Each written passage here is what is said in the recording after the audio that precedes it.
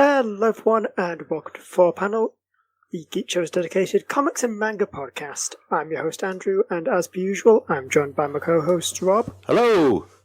And Mick. Hello! So, how are we all doing today? I've been painting with PVA mixture on plastered walls, and it's been annoying. How much alcohol does it take to get a wall plastered? The bad jokes has started already. Yeah, I warmed up on Eclectica earlier. Oh, yeah. Well, Mick. I'm surprised that you're still in a fit state to talk. I thought after doing, one podcast and then pretty soon after another one, you'd be a little hoarse. That's... Which neatly brings us on to today's episode. Welcome to this week's episode of Tortured Segways. Look, if anything, that's the one part of the format that's staying exactly the same. I'll have you know, it's puntastic. So, due to the recent events, this week we found ourselves a little slim on the usual reading material from Turnaround. So we've decided we're going to do a little bit something different. And what we're going to start doing is taking a character and just kind of talking through some good stories to get to know them. And starting things off this week, we are going to be talking about Thor's brother from another mother, Beta Ray Bill. Yes, his old buddy, old pal, old person to hit in the face. And I believe current Guardian of the Galaxy. You've got to admit, the way Thor and Beta Ray Bill meet is... It's such a typical two guys meet up, have a fight, and then become best buddies. So I'm just trying to think, is he still on the Guardians of the Galaxy?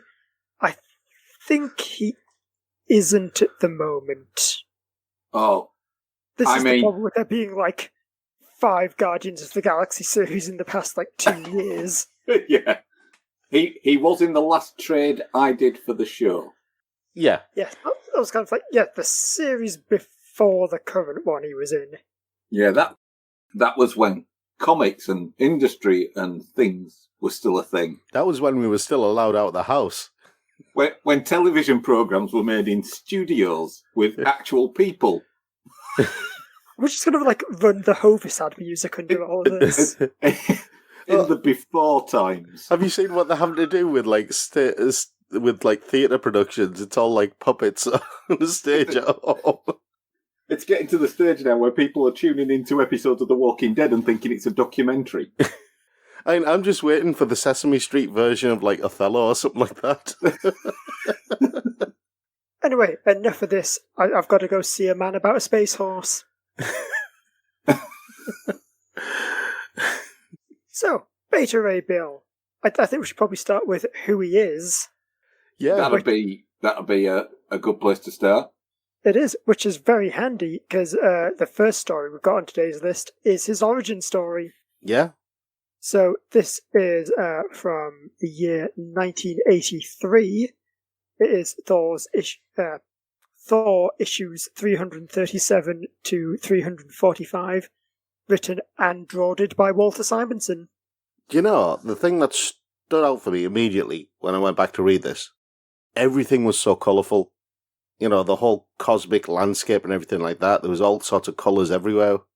Yeah, I can't remember if it's actually something Walter Simonson said, or if he's just one of the people who subscribes to the theory of why would you want to draw space is just black emptiness. That's boring. Let's make it colours. You know what? I love the fact that people think like that. I think it's great. Because why the hell not? What else is great? Literally everything about this story. Oh, the way they speak, the narrated bits, everything is just and it is. 2 guys meet in space, have a fight, and become best buds for life. I'm going to be controversial. I'm not going to tell you when, but no. I'm going to say that this story is mostly great. The bits that focus on the actual story of Thor and Beta Ray Bill, excellent. Yeah. But the subplots with Loki and Balder And Lorelei and Hela and everything like that, yeah. They're a bit sort of, well, it can't just be a long, big punch-up. Well, they were more queuing up for stuff that was going to happen after that story. I think, if you're viewing it through the lens of purely just reading this story, I can see how they're a bit weak. Yeah. Yes. But this is like the start of a 50-odd issue run it's setting up. Yeah. Right. I think... But anyway, we are getting sidetracked, as we always do. I was about to say, we should probably start with what Beta Ray Bill is. So to start with, and what I really like is this set up like a classic superhero versus supervillain story. In that Thor, he goes to investigate this spaceship that's appeared, walks on, it's all very ominously lit, kind of goes over to this pod, and suddenly like a giant orange hand bursts out, grabs him by the face, and like this giant, hulking, like orange alien with a face that looks like a horse's skull, and he's dressed in like red power armor, just starts like bursting out and laying into Thor, calling him a demon. And, you think it is just the classic, oh, it's Thor, he's got to fight an evil space alien. And then Beta Ray Bill knocks Mjolnir out of his hand. It turns back into a stick, because this is back in the days when Thor is Dr. Donald Blake. And when he stamps his special stick, he turns into Thor. You forgot Miles Banner, Donald Blake. So this alien picks up the stick, just idly whacks it against a wall, and suddenly he's holding Mjolnir and he's dressed like Thor. The whole idea that suddenly the power is mine, that was a thing that stood out, because when you start getting into Beta Ray Bill's backstory, that's when you start realising that he really needs it. Also, just before we move on to the next issue, can I just say, I freaking love the cover to Thor 337. Yes. Where it's just like Beta Ray Bill dressed as Thor, smashing apart the logo. Yeah, absolutely. What I also love is the fact that he grabs Thor by the face, not by the neck or by the hand or anything like that, but by the face. Yeah, just big glomp. You don't see enough of that in comics these days. Listen, if I was 7 feet tall and had, like, hands the size of most men's faces, that's how I would introduce myself. Yep. That's a hell of a handshake you got there, Andrew. So as this story goes on, we learn that Beta Ray Bill is in fact a good and noble spirit, as evidenced by him being worthy of the power of Thor, and he is a member of the Corbinite race, who are advanced aliens from another galaxy. And nothing to do with Jeremy Corbyn. Yes. Reading it in the year, 2020, the fact that they're all called Corbinites is hilarious. And I feel like there's some kind of metaphor in that they're chased off their home planet by, some kind of horrible demons. But we'll just leave it there. They've destroyed the traditional Corbinite homelands. So the idea is the Corbinites, using their advanced science, made kind of this artificial warrior, kind of part cybernetics. I mean, that's a nonsense phrase, isn't it? Part cybernetics, because cybernetics already means part robot. Exactly. Yeah. But yeah, half robot, half monster man, and basically, their planet's most dangerous carnivore, I believe, is the exact phrase they use. Yeah. Yeah. Which is apparently a horse. Yes. Why does he have just molars then? That's the one bit of the science I don't agree with. Well, he's got dangerous. He's only got dangerous carnivores, but lousy dentists. He's only got the front teeth, hasn't he? Are they molars or are they incisors? They're incisors, aren't they? Yeah, they're the cutting ones, aren't they? But they're all flat, like molars. Not. Oh yeah. They are very horse-like, and horses are notoriously herbivorous. Or is that just what they want you to think? No, that's just what they are now. If you look at the fossil record, apparently there were carnivorous horse-type creatures. I've just got this idea now inside my head that at some point in the future, all the horses that are being ridden are gonna just like steal the riding crops off their riders, bang them against a wall, and all simultaneously become Thor. And that's the future liberals want. See, we're talking about this, and all I can, the only thing that's going through my head, just in the background, since we mentioned Jeremy Corbyn, is that Keir Starmer is Beta Ray Bill. That's the only thing going on in my head. Absolutely not. Beta Ray Bill is far too good for that. So yeah, as the story goes on, I do really like kind of the central dilemma in the story of like Beta Ray Bill going, oh sweet, I've got all this power, but technically it belongs to Thor, so I should really give it back. But I kind of need it because it's the only way I'm going to save all my people. Yeah. And so they end up having a kind of a fight to see who is the worthiest. Well, it basically consists of Odin turning into Harry Hill, doesn't it? That is the best description. I mean, I like my son, Thor, the god of thunder, and I like Beta Ray Bill. I'm just imagining Odin with glasses and a giant collar. But which one's best? Only one way to find out. Fight! In a big lava pit. Yes, of course. Did we even need to say in a big lava pit? No, it has to be a big lava pit. I'm now thinking if there is any sentence that can't be improved by adding the phrase "in a big lava pit." I mean, I feel like in a little bit I'm gonna say a sentence that pretty much doesn't need any additional awesomeness. But to get where we are, so the shocking thing about this fight is Beta Ray Bill wins. Dun dun dun. Yeah. The important thing about the fight is that they're not allowed any powers. Thor can't use any of his god magic. Beta Ray Bill can't use any of his whatever it is. It's basically just strength against strength. Yeah, so anyway, Beta Ray Bill wins. But, because he's literally just the best guy. Yeah. He's like, oh no, I can't take the hammer. It's Thor's special toy, he can play with it. And he finds his own particular reason for that. Oh no, Odin said it was a fight to the death and I didn't kill him, so I can't keep the hammer. What I like about that particular sentiment was that it was showing that as ugly as he was, Beta Ray Bill as a character was basically noble. He understood honour. Yeah, I mean, that's like kind of the fundamental point of Beta Ray Bill, is he looks like a monster. Yeah. But he's actually like this noble warrior. Yeah. And also like that Odin's response is just like, yeah, fair dues, I'll just make you your own hammer then. Yeah. At which point, if I was Thor, I'd have gone, could you not have just done that anyway? But mysterious are the ways of Odin. As is mentioned several times throughout this. Seriously, I mean, throughout this run, this particular story arc, they do mention those words. I mean, literally about 60% of Thor comics is just Odin dicks about. Thor has to fight some kind of monster because of it, and then he goes, "This was to teach you a lesson, Thor. Don't question my ways." Exactly.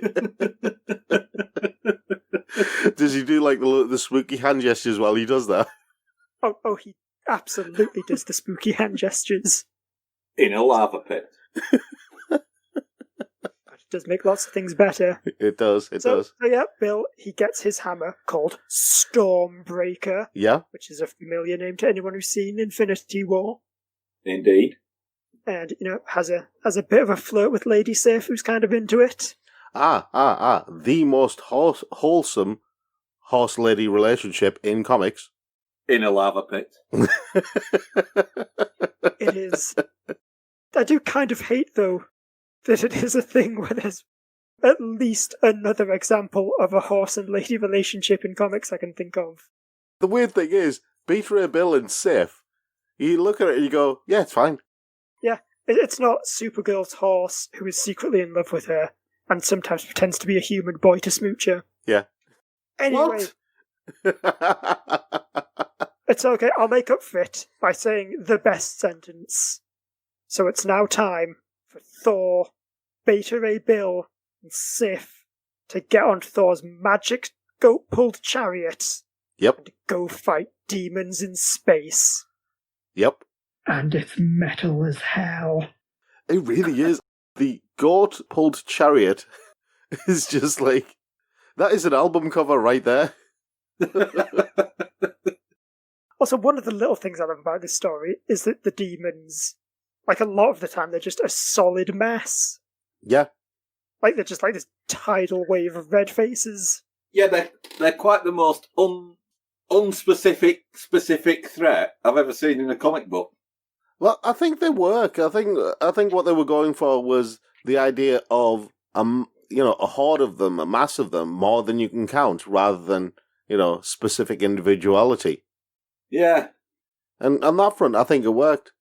Yeah, I think it does. It highlights. Oh yeah, this is why Beta Ray Bill can't just handle it by himself. There's just literally more than any one being, no matter how powerful, can take on. Yeah. However, two almighty beings, plus their cool warrior lady friend, and Bill's sentient starship Scuttlebutt, which is a bazillion cannons. Heck yeah, they can take them all on. Yeah. Yeah. And then Thor and Bill use their powers to close the portal, and it ends with them completely non-euphemistically banging hammers together. Not in a lava pit. No. Do you know what I found interesting was that the way they wrote it was you knew part of what Beta Ray Bill's story was throughout the arc, but then at the very end, after all said and done, then you find out the rest of it, because it's the stuff that Beta Ray Bill didn't say, which Sif finds out from Scuttlebutt when they're busy fighting, about how it was like a trial of thousands of warriors and how Bill was literally the only person left alive and sane at the end of it. Yeah, it was like an intergalactic weapons experiment, wasn't it? Yeah. Or X-Factor in space. How awesome would Marvel's X-Factor talent show be? Oh, God. I'm just imagining the Watcher tap dancing. No, that'd be Marvel's Got Talent. Yeah, I want to see it, especially as payback for all those many times I've wanted to know about, like, either Cyclops and his friends or Havoc and his friends. And I just get some annoying talent show, because once again I've put a comics term in Google, forgetting that it's not just a comics term.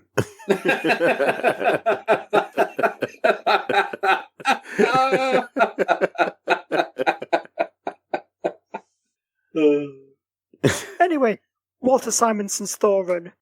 I am going to take the bold stance that, yeah, it's good. 2 thumbs way up for it.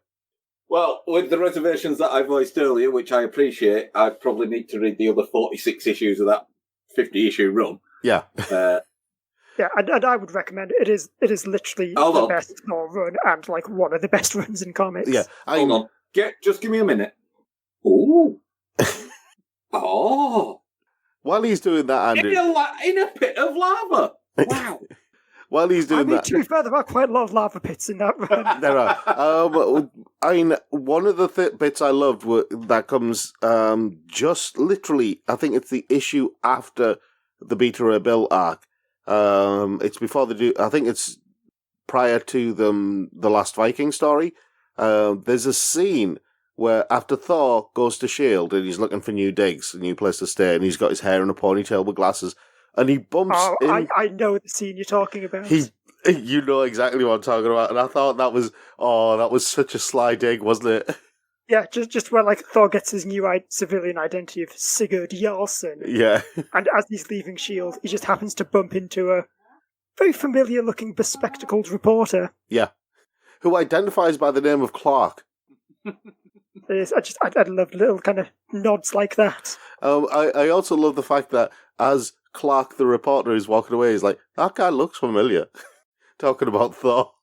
Anyway, we should move on, because as I knew was absolutely going to happen, we have spent half the episode talking about this one run. Which, in our defence, if you are going to read one Beta Ray Bill story, it's this one. Read the Walter Simonson one. It's the best one. Yeah. And the thing is, the other runs, the other parts where they talk about where the stories about Beta Ray Bill would make nowhere near as much sense if you haven't read that one. Yeah, there's also that fact too. So yeah, so Beta Ray Bill, he appears like quite a few times in Walter Simonson's run, and then has a few more appearances just, off and on in Thor comics throughout the 90s. But then his next big thing, and in fact his first starring role, is in 2005's Stormbreaker, the saga of Beta Ray Bill, which is written by Mike Oeming with art by Andrea DeVito. Man, the Corbinites cannot catch a break, can they? No. Unfortunately, due to time constraints, I've only just started on the saga. But, man, don't they go on? Yeah, that was one of my first things opening this book, is just realising, oh, that's right, comics used to be very wordy sometimes. I mean, these guys make the bloody Asgardians look positively concise. Yeah, they do. I mean, it's one of those weird things where you have an alien race that's all talking. It's all mouth and no trousers. Do you think it's one of those things where they just thought, well, we best just literally fit as many words as we can into the next few panels, because we're about to be eaten by Galactus? Yeah, I have one big question about about the saga of Beta Ray Bill. What is Alpha Ray's name? Because they just call him Alpha Ray. Is it Steve, Jeff, Ben? Maybe his name is Ray, and they felt that Alpha Ray would sound stupid. Do you see what I mean, though? Because Beta Ray Bill has Bill as his name. He does. But Alpha Ray is just called Alpha Ray. I'm like, what is his name? Okay, as showrunner, I will make an executive ruling that his name is Alpha Ray Biff. You see. You see, Alpha Ray would make more sense, because then, if he got upset, you could have another character point out that Alpha Ray has gone cray-cray. That's awful. I always thought he looked like a Gerald. He's got a very Gerald face. I feel like we've been prepping for these episodes wrong. I feel like, Mick, you need to spend more time not reading the comics. Because it is fascinating to see you just try and pull things together from, the half an issue you've read. Anyway, Stormbreaker. Yeah, Stormbreaker, it's basically Beta Ray Bill kind of tries but fails to save the Corbinites from being eaten by Galactus, because he gets attacked by Alpha Ray, who is his secret project predecessor. Yeah, and Galactus has not just the Silver Surfer as a herald, but also that weird, I don't know what he is. He looks, but he reminds me of a seahorse. Yeah, this is a point actually, because I was looking at so this is Galactus's herald, Stardust, who is actually a she. It's just at the time they hadn't settled on a gender or anything, because she is just a weird fish thing made of cosmic energy. Like I said, reminded me of a seahorse. I mean, I think she looks neat. I've just no idea how you would describe her. Hey, yeah, I think the design for her is amazing. I think it's really imaginative. Yeah, especially because one of the big complaints that I have about Cosmic Marvel is there's so many characters who are just a guy and they shoot lasers. Yeah. And then to have this weird sparkly four-armed mohawk fish alien with a battle axe. That's what I want. That's what I want in my space stuff. Yeah, Cosmic Marvel should do more weird stuff. In fact, I did dig this series quite a bit as Beta Ray Bill tries to save an orb containing the souls of all of Corbin, or New Corbin specifically, from Galactus and Stardust, and then this weird extra-dimensional demon called Astaroth. I will say probably my main, if I was to level a complaint with this one, is it's not really very focused. There's kind of lots of plot lines coming in from all corners. Yeah, I mean, I'll be honest, when they were talking about Corbinites and New Corbin and stuff like that, aside from the Jeremy Corbyn references going off in my head whenever they mentioned New Corbin, the whole Astaroth thing just felt very crowbarred in. It just felt like they needed some kind of existential threat of some sort to really up the ante as if Galactus wasn't enough. Yeah, because she's literally just Stardust at one point opens a portal to an extra-dimensional realm, which is apparently a thing she does. And then this, oddly sexy demon lady comes through. Who starts off as a mass of tentacles. Yeah, that's what about the fact that she goes from just massive tentacles to this strange, very mid-2000 comic things of, the covering that goes over half her breasts, but vertically. Yep. That's not anything comics. No. That's Mike Turner level of artwork. But then there was also a thing where Beta Ray Bill and Stardust have to team up to fight Astaroth, and they, smash it into a planet, and then, the planet explodes. Yep. It's the kind of ridiculous, over-the-top craziness that I want from my cosmic stuff. Again, yes. But I felt like the inclusion of Astaroth, it followed the typical bad guy plot beats, didn't it? Where, oh look, we've defeated the bad guy. Oh, have we? Exactly. Yeah. It's also weird because I feel like the first issue that you can it seems like it's setting up, okay, Galactus is going to destroy Corbin, and it's going to look like he's going to be the main villain, but then it's probably going to be Alpha Ray instead. But then Alpha Ray just kind of spends most of the series dead and then comes back as a MacGuffin thing at the last minute to kill Astaroth, but then maybe not. Dun dun dun. Yeah, and the other thing that struck me about this was just how useless the Silver Surfer is in this. No, I think you're thinking of the next one. Is it the next one? Oh, right, yeah. He doesn't appear in this one. I'm getting confused between this and God Hunter. Yeah, because God Hunter... I guess we may as well move on to God Hunter with that. God Hunter is a 3-issue mini from 2009, written by Kieran Gillen, with art by, I think it's one of those ones where it's a different artist each issue. Yeah. And that is very much kind of serving as a sequel to this one, with Beta Ray Bill kind of going on the hunt to kill Galactus. What I thought about God Hunter was the way it approached Bill versus Galactus, because that's effectively what it is. Bill versus Galactus, but it showed some smarts with it, with how Bill was weakening Galactus. Yeah, I really love the idea of Bill just, because what he does is he starts saying, right, okay, Galactus is going to eat this planet, so it's doomed, there's nothing I can do to save it, evacuate all the people, and now I'm just going to blow it up before Galactus can eat it. It's basically picking up his plate and hurling it against the wall. Yeah. And just starts doing that over and over, trying to slowly starve Galactus to death. I think the key thing here was Bill not understanding what Galactus is, how he fits into the Marvel Universe. Yeah, I do. Because I think that is the thing I like about Galactus, the idea that, from our perspective, obviously, he's evil, he eats planets, he's killed so many people. Yeah. But, on a cosmic scale, he is an essential part of the process of, life and death and rebirth. Yeah. So you can't just kill him. Yeah. But I like the fact... I like... He's bloody big, so it's hard. Yeah. As I mentioned, the Silver Surfer was pretty much useless in this, which was unusual for the Silver Surfer, I'll be honest.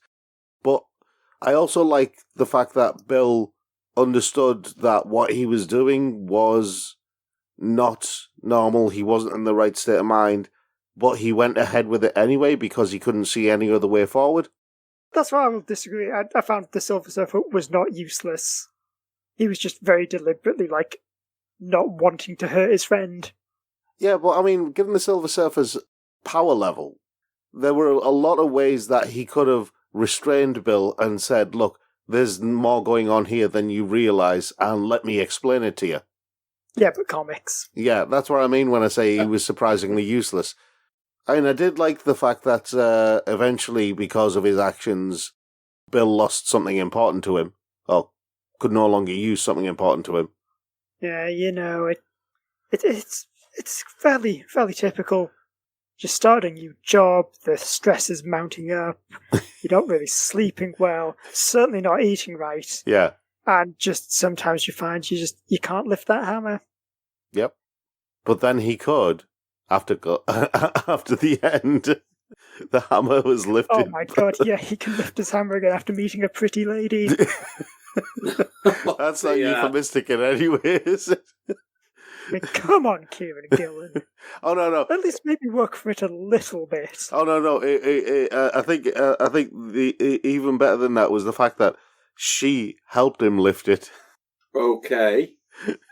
Also, do you know what I feel is a very important point about God Hunter? What? Is that Stormbreaker ends with a mysterious figure finding the orb filled with all the spirits of New Corbin. Yep. And this is in no way addressed in God Hunter or any comic since. Yeah. So somewhere in Marvel there's just like a weird wizard dude hanging out with his ball full of space ghosts. Going from coast to coast. I think that would be, if I worked on, if I had any artistic talent and worked as a Marvel artist, I'd have him as a cameo character in the background of a random panel in every comic. Just this wizard guy with an orb. Oh my god, or you could do... Probably in a pit when of laugh. Wolverine was coming back to life? Sorry? You know when Wolverine was like, he was coming back to life? Oh, yeah. And they kept doing all these post-credit scenes where he's just like randomly walk into scenes and go, yeah, guess I just missed him, bub. That, but it's just this weird space wizard dude.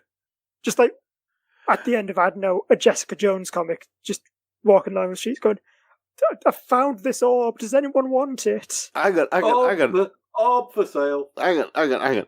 Are you telling me that when they were bringing Wolverine back to life, they basically had Wolverine panel bombing other characters' comics? Oh my god, have you not seen any of them? No. Yes, they're ridiculous. They call them post-credit scenes. It's basically panel bombing. It's like photo bombing, but for a comic. It is, and like all of them are just like Wolverine shows up about 5 minutes after all the action of the comic has stopped, and just sort of looks around and goes, "Welp." I mean, why not just have him turn up with, like, eating a hot dog, or actually have some, I don't know, maybe with a bucket of chicken, just munching on a chicken leg, going, something happened around here. Anyway, that, but it's a weird Robo. No, because Robo is a robot. We need to workshop it. Wouldn't it be a Hobe? A Hobe, yes. A weird Marvel Hobe. And Marvel has a lot of Hobes. We know Marvel has a lot of Hobes. I mean, one of them is on the moon. Coming December 2020, Hobe and the Space Ghosts. It sounds like, one of those 60s bands. It does, yes. He's a cosmic hobo. One of the They're ones the that trapped didn't souls have of an tits. entire. They're the trapped souls of an entire planet. Together, they solve crime. Oh, this is their hit record. Just one guy on a ukulele while a bunch of ghosts scream in the background. Yes. Guest appearance by Warren Zevon. Anyway, I think we are kind of maybe drawing to the end of the show. I do have a few more things I wanted to mention. First of all, there is the Secret Invasion Thor tie-in, which I'm just going to have to look up because I forgot who did the art on. No, scroll too far. Yeah, because of the ones that you recommended, there was Secret Invasion, Annihilators, and Unworthy Thor. Oh, Unworthy Thor, I forgot about that one. Yeah, so the Secret Invasion Thor, I did just want to touch briefly on. Yeah. Because I feel like it's not a massive thing for Base Ray Bill, Yeah. but it's just, this was personally like one of the first stories I read him in, and I just think it's a neat little story. Yeah. That whole invasion by the Skrulls and Thor being Donald Blake again. I liked that aspect, but what I liked from the relationship with Beta Ray Bill was the fact that as soon as Thor realised Beta Ray Bill didn't have his hammer and that the Skrulls had somehow managed to take control of it, he basically gave him his hammer. Said, here you go, brother. Use mine. Yeah, it is. I will say, yeah, if we are building kind of a Beta Ray Bill essential reading list, I think this story, you can include it because it does a really good job of showing, like, what their relationship develops into. Yeah. Where they do just, like, trust each other implicitly. The interesting thing was that in Walt Simonson's run, when they've beaten the demons and everything like that, Odin holds up both her arms in that scene and says, "It's as if I've got two sons." And they basically end up like brothers, don't they? They do. Also, that is a great moment, and also, God, that really sums up Loki really well, doesn't it? Yeah. He's the ginger stepchild, isn't he? So Odin going to this horse alien. Finally, it's like I have another son. Loki's just kind of just, what about me? It explains a lot about Loki, doesn't it? Even a horse-faced cybernetic alien dude is better than him. But yeah, the Skrulls take Stormbreaker and they have to fight a Super Skrull. Yeah, they do. I think Secret Invasion on the whole wasn't the best event, but I did like this idea of like going full on the Super Skrull, because the original Super Skrull was like a Skrull with the powers of all four of the Fantastic Four. Yeah. As a Secret Invasion just went to town with, okay, what if this Skrull just like the powers of a bunch of random different heroes? Yeah. I do like the way that Thor and Beta Ray Bill solve the Super Skrull problem by dropping Asgard onto it. Yes. What? So this was during the time when Asgard was kind of just casually floating above Broxton, Oklahoma. Yeah, they were the neighbours. Of course. They were basically the neighbours of a small town in the American Midwest. I mean, Trump would never allow that. Surely. If there's going to be a castle flying in the sky, it's going to be mine. Yeah. It's going to be taller than any other castle. That's bizarre, even for comic. It's one of those things that basically just happened. Don't question it, Mick. You'll go mad. I mean, far too late for that to be a worry. Yeah, it is. I think Thor's definitely one of those characters where it's kind of weird going through like random eras of his history, because he has had some like quite odd status quos. Yeah, I mean, let's not get into the precursor to Thunderstrike. Anyway, Indeed, his leather phase. Yeah, there was that one was written by Matt Fraction with art by Doug Braithwaite. Yeah, there was the Aftermath issue with Beta Ray Bill, which was I thought was more interesting in terms of developing Bill as a character than the actual Secret Invasion itself. Yeah, definitely. That Thor miniseries is very much more a Thor series in which Beta Ray Bill appears. Yeah. Whereas the Aftermath issue is like a Beta Ray Bill comic with him. I did really like that idea of like him finding a bunch of the Skrulls who he had fought, and now like they've completely changed their ways and worship him as a god. Yeah. Which... And it's good, because it helps him like get over a lot of his hatred for the Skrulls. Yeah, and he points them in a direction which they basically strive at and work at, and, that then brings us to Annihilators. Well, I will just actually say, interestingly, that Secret Invasion Aftermath, I think I didn't even pay attention at the time when I was reading it. That's written by Kieran Gillen as well. Cool. We did the God Hunter miniseries. Yeah. But yeah, I mean, Bill and the Skrulls, that's a relationship that carries over into Annihilators. Yes, it is a series that, as a fun game, Rob, why don't you tell us about that and I don't? Okay. Even though I've definitely read it. Right, so Annihilators is basically this idea that that Star-Lord came up with Guardians of the Galaxy. What he suggested was this line in the sand. These were the strongest cosmic heroes who would basically stop any cosmic threat before it could start. But what you have is Wendell Vaughn, Quasar, the Silver Surfer, Ronan the Accuser, Gladiator, Beta Ray Bill, and a Space Knight who has basically kicked their asses, even though she's weaker than them. And the reason why she's been able to do that, she explains, is because the space station that they're on, they're afraid to cut loose because they don't want to damage the station. So she's basically beaten them. But then it turns out that things are happening. There is a guy called Dr. Dredd who's an old ROM Space Knight villain, and he's managed to get Actually, so we can't mention that name for legal reasons. Okay, he's an old Space Knight villain. He is an old silver robot villain, as is tradition with any comic from like the 1980s in which Rom had a cameo. All right, okay, sorry. A silver robot appears. Yeah, let me rephrase. He's an old enemy of Galador.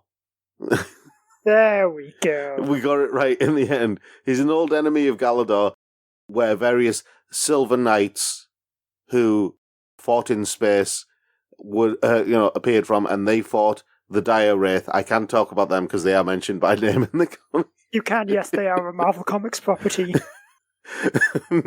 Anyway, I love how they deal with the missing leader of the Space Knights, because his girlfriend from Earth, Brandy, whatever her name is, she's still living on Galador as its leader. But anyway, Dr. Dredd has basically found these guys with big heads in space who have been trying to work out space-time, stuff like that, and he has improved his ability to cut through space, and he uses that to unseal the black sun that gives the Dire Wraiths their power. Now, unbeknownst to everyone, things have been happening, and Brandy has been manipulated by the Wraith Queen, all in an effort for various things to happen. But behind everything that's going on, because the Dire Wraiths, after having been in limbo for X amount of years, they've basically given up on all their world domination, universe domination goals. They just basically they've got no power left. They're starving. They're hungry. They're a shell of what they used to be, and all they're looking for is peace or salvation. That's it. And by peace, I mean death. So anyway, they hate the Wraith Queen and all that she represents. It was interesting seeing Beta Ray Bill's reaction to the fact that Skrulls were involved. It was also marvellous to see a guy who cuts open space be hit in the face by a big hammer. Because Ronan the Accuser, he talks about his hammer, how we can manipulate matter and stuff like that. Oh, and it's also, and then he says, oh, and it's also a big hammer. And it hits Dr. Dredd in the face with it. I thought, Ronan the Accuser was never like that in the movies, was he? I like that this team has two big men with hammers on it. Yes. That's all you need in superheroes, isn't it? Yeah, but I mean, what I like from this story is it shows you how the Annihilators have started working together to try and achieve their goals, because the Black Sun and Galador's sun are starting to merge together, but that could basically wipe out that entire quadrant of space. So they have to use their powers together to try and merge the two suns, but then they also have the problem of what do they do with the Dire Wraith, who are now freed from limbo. Wendell Vaughn gets an idea of what his future is going to be from what's his face, the King of Limbo. Is it that he's going to be mostly forgotten about and then briefly replaced with someone, but then she's going to die maybe, and then he's going to pop up in like a few cameo appearances? Probably because he's been told by the King of Limbo, who is the that guy who travels through time, that he's going to, the universe is going to need him at some point in the future. So he can't die in limbo. I mean, if he does, though, he'll probably just come back. Yeah. Or Austin Bite will just forget he's dead. Yeah, I mean, it's Wendell Vaughn. He's called Wendell Vaughn for a start. He's literally the embodiment of everything I dislike about Cosmic Marvel. Yeah, but this does a great job, and this is one of the reasons why Silver Surfer and God Hunter was, I felt, a disappointment, because in Annihilators, the Wraith Queen is basically manipulating Brandy's mind, and can't be detected by sensors or anything like that. But the Silver Surfer immediately knows something's there, manipulating Brandy. And so he says, you might as well show yourself. I know you're already there. when no one else can detect her. And I'm thinking, that's the Silver Surfer in a nutshell. He's basically got this cosmic awareness so that he can sense things that other people can't. He's got abilities that, we can't even, that other characters can't even understand. So in God Hunter, he was well able to just basically stop Beta Ray Bill for a bit and explain how things work. Yeah, no, you're fundamentally misunderstanding how Silver Surfer's powers work, though. Is it one of those things where they depend on the He has comic? the ability to be as strong as the story requires it at any given time. And sometimes it's not that strong. Yes, I know. I know. But anyway, that's Annihilator's story in a nutshell. I can't remember if I forgot anyone from the Annihilator's team. If I did, they're probably not that important. Well, it sure sounds like a comic that has Beta Ray Bill in it. It does, because Beta Ray Bill is in it. And he does things in it. But most of those things involve punching these flying demons with his in the face, or hitting them with his hammer, summoning lightning, that sort of thing. In a pit of lava? No, not in a pit of lava. But you remember how the Avengers comics used to treat Thor, where Tony Stark was the brains coming up with all the ideas and everything, and Thor was basically the guy with the hammer who hit things. Annihilators basically has Beta Ray Bill as that, and Ronan the Accuser as that. Disappointing if there's no pit of lava. Oh, they do make one comment in the Annihilators comic, though, when the Black Sun appears and to basically stop the Wraiths and these demons getting their powers from the Black Sun. Bill summons like the Asgardian Storm using Stormbreaker, and gets I can't remember which character he gets Quasar to hold the storm in place, and the other characters going, the Asgardian Storm is something that will give even me pause. It's so powerful. It's a storm. Oh look, storm, stormy phase. Anyway, yeah, I think basically the main Beta Ray Bill stories are kind of Walt Simonson's Thor, especially that first run. Yeah. Then kind of his two mini-series that he had. Yeah. And then outside of that, it's mostly just kind of cameo appearances or just like being as part of a team. And there was also in Jason Aaron's and Olivia Coipel's The Unworthy Thor. Yes. Which that just has a moment I really like. When Beta Ray Bill finds out Thor's lost Mjolnir. And kind of like the Secret Invasion one just immediately goes, okay, here, have my hammer. Yeah. Again, it comes back to that relationship between Bill and Thor. I mean, I feel like that's probably one of his biggest defining traits. The three main ones are trying to protect his people / last of his kind. Yeah. Noble spirit, monstrous appearance, and absolute unwavering loyalty. Yeah. To his oath brother Thor, which, good gravy, that is a tough sentence. Yes. That's the thing I love about Beta Ray Bill. If I had to choose between Thor and Beta Ray Bill, I'd choose Beta Ray Bill every single time. Because his character is a mixture of, it's this weird blend of things that shouldn't work together but really do. I would argue that we should take a leaf from the ever wise and powerful Odin. Just have both of them. Yes, road trip across the universe, Bill and Thor, right? Open top spaceship, Hawaiian shirts, shades. Specifically open top scuttlebutt. Yeah, open top scuttlebutt. They're both wearing Hawaiian shirts and shorts and, flip flops. They got the cocktails ready, and they're just flying from one planet to another just to see what's going on. Not for any reason. You know what? There we go. Not only have we gone through some of Marvel's best Beta Ray Bill stories, we've even made the next great one. Yeah. Bill and Thor's road trip. How could we not Bill want and this? Thor's excellent adventure. Yeah. How could we not want this? How could the universe not have this happen? Marvel, how can you not allow this to happen? They could catch up with their old friends, they could go see people they haven't seen for ages, and just have a vacation. Relax for a while. Mick, what we'll do is we'll just have it kind of fade out on Rob's rambling. So same format as usual then? Pretty much. Oh, come on, don't tell me you wouldn't read this comic. But anyway, we are at the end of the show. So, if you've liked what you've heard, you can find more of us on thegeekshow.co.uk. or wherever you get your tasty podcast apps. Don't know why I said the word tasty, let's just roll with it. We can fix it in post.